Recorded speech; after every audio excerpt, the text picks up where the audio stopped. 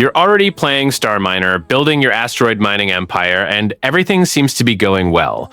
Until suddenly, it isn't. Resources drying up, efficiency hitting rock bottom, and you're just throwing buildings anywhere hoping something works. Man, I've been there. The problem with Starminer is that the game doesn't guide you much past the basics, and that's exactly where most players get stuck.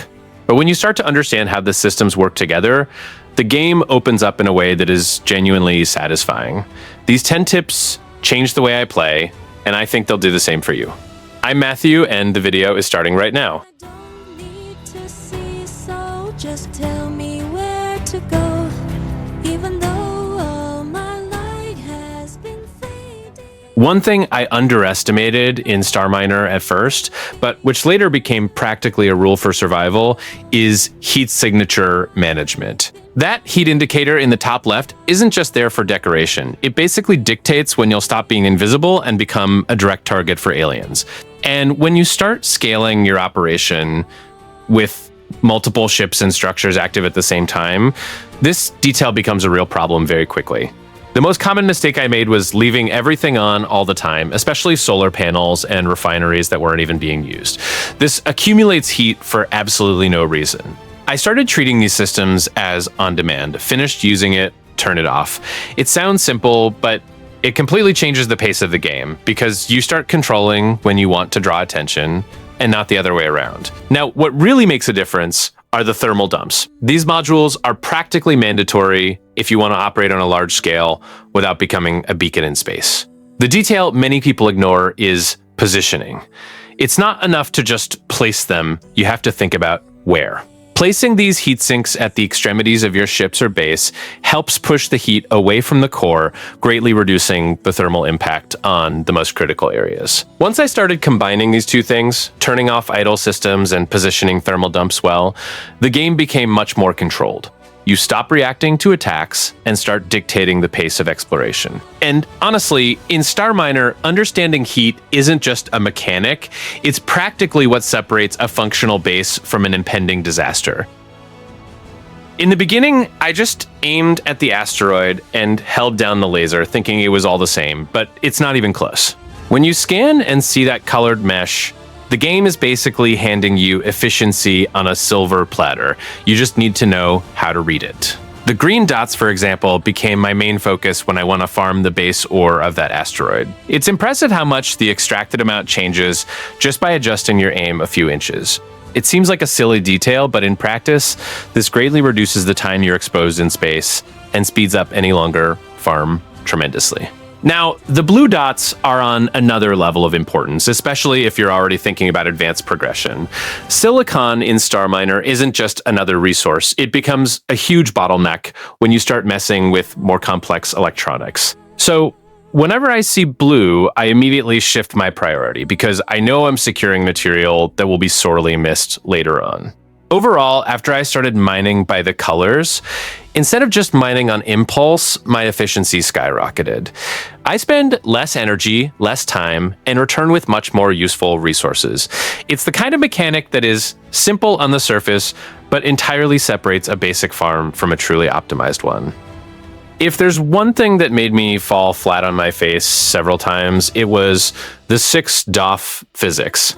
It sounds amazing in theory, but in practice, it's very easy to completely lose track of where front, side, or up is. And then comes the classic scenario. You think you're correcting your course, and in reality, you're throwing your ship straight out of orbit, or worse, toward a collision. That's when the nav tool became a mandatory tool for me. Whether by pressing N or accessing it through the bridge menu, it basically shows you with absolute clarity where your ship or station is pointing. It seems like a simple detail, but it changes everything because you stop flying on instinct and start making decisions based on the ship's actual orientation. Before using this frequently, I would fire thrusters thinking I was slightly adjusting my trajectory and end up creating a massive deviation without realizing it. With the nav tool, you understand exactly which direction you're pushing and can make much more precise corrections, especially when trying to maintain a stable orbit or align larger structures. Once you get into the habit of checking your orientation before any maneuver, the game becomes much more controllable. The physics remain demanding, of course, but they stop being frustrating. For me, this is one of those tips that only makes sense after you've gotten lost a few times. And precisely because of that, it's worth starting to use it as soon as possible.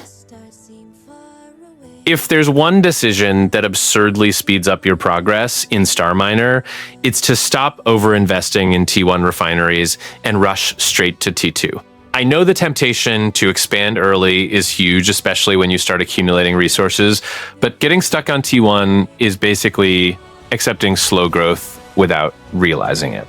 T1 refineries are somewhat helpful at the start, but they are far too limited. They produce slowly, require more micromanagement, and don't scale well when you start needing real volume. I myself have fallen into the trap of setting up multiple T1s, thinking I was optimizing, when in practice I was just delaying my own progress. Now, when you unlock T2, the game practically changes pace. That's where automation truly begins to shine, because you gain access to the mass production of haulers and builders. And this isn't just convenience, it completely redefines the way you expand, gather, and build on the map. Today, whenever I start a new save, my priority is clear: survive long enough to reach T2 as fast as possible.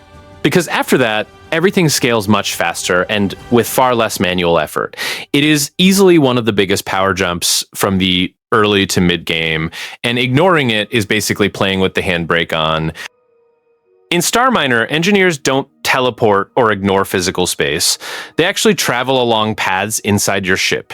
And when you start crowding hangars with large modules or weapons right at the exit, you basically create a bottleneck without noticing. At first, I thought it was just a matter of having too few engineers or a lack of resources, but no. The problem was the layout. The robots were getting stuck, taking weird routes, or taking too long to get where they needed to be. And this impacts everything: construction, repairs, maintenance. Your entire fleet starts losing efficiency.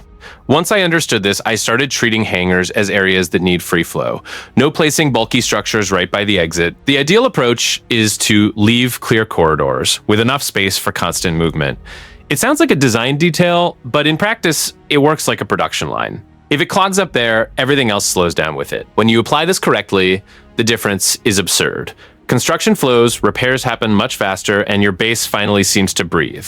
It's the kind of thing beginners ignore, but anyone who has built a large station knows. Poorly planned pathfinding doesn't just slow you down, it practically stalls your progress.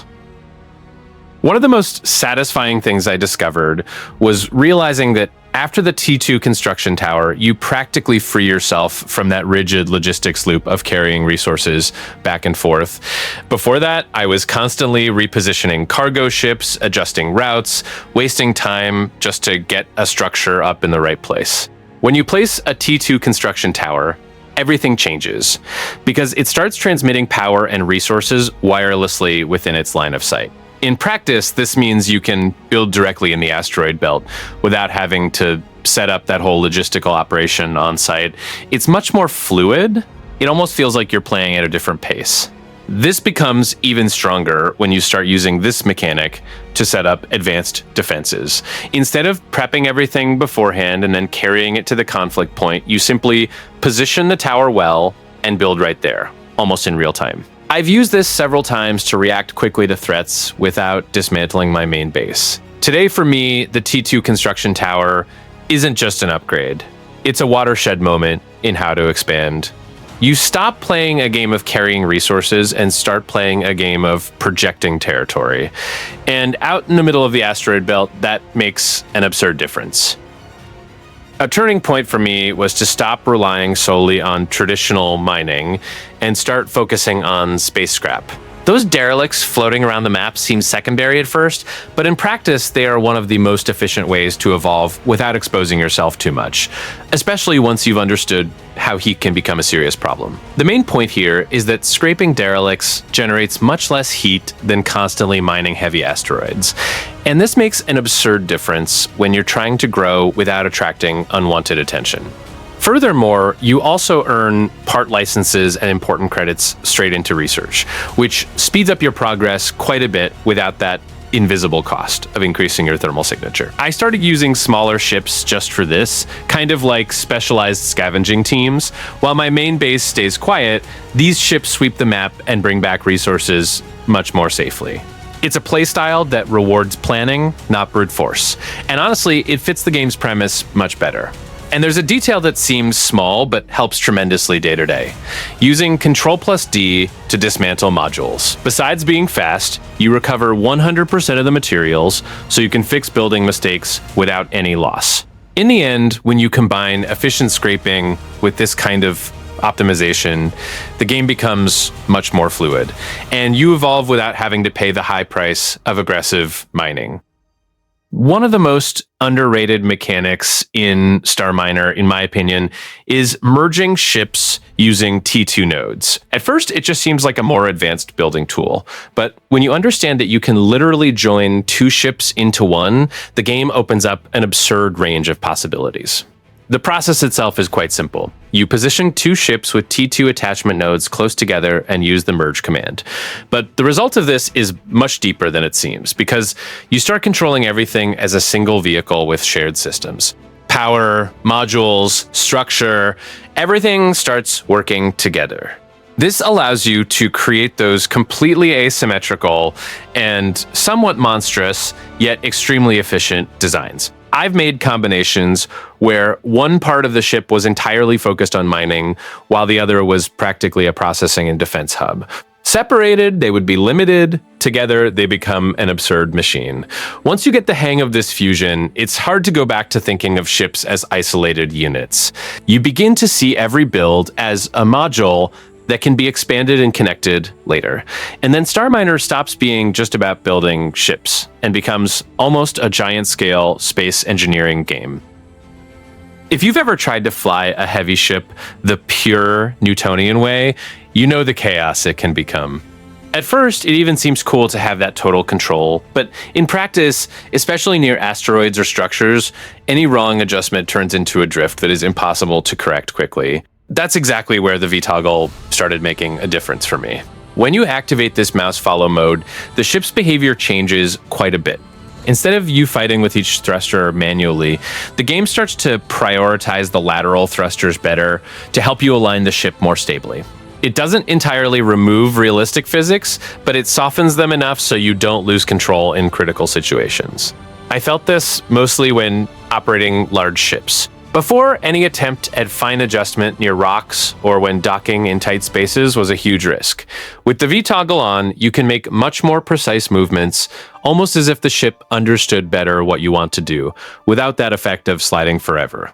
Today, I treat this mode as a tactical tool, not just an assist. In open areas, you can even use the traditional controls, but when the situation demands precision, delicate mining, navigating dense fields, or approaching structures, activating the V-toggle simply makes everything more reliable. It's the kind of tweak that doesn't seem essential until you realize how much easier it makes your life. If you intend to reach the late game of Starminer with a truly stable base, there comes a time when solar power simply stops being enough. And that's when thorium becomes an absolute priority. It took me a while to realize this, and when the alien threat started to escalate, my base basically suffered an energy collapse. The problem is that attacks become much more intense as your empire grows, and keeping shields active all the time consumes an absurd amount of power. Solar panels can't sustain that reliably, especially during peak attack times. It was at this point I understood that I needed to completely change my production chain. When you start investing heavily in thorium mining, everything changes, because it fuels the nuclear reactors, and those can definitely keep your shields maxed out without fluctuating. The difference is brutal.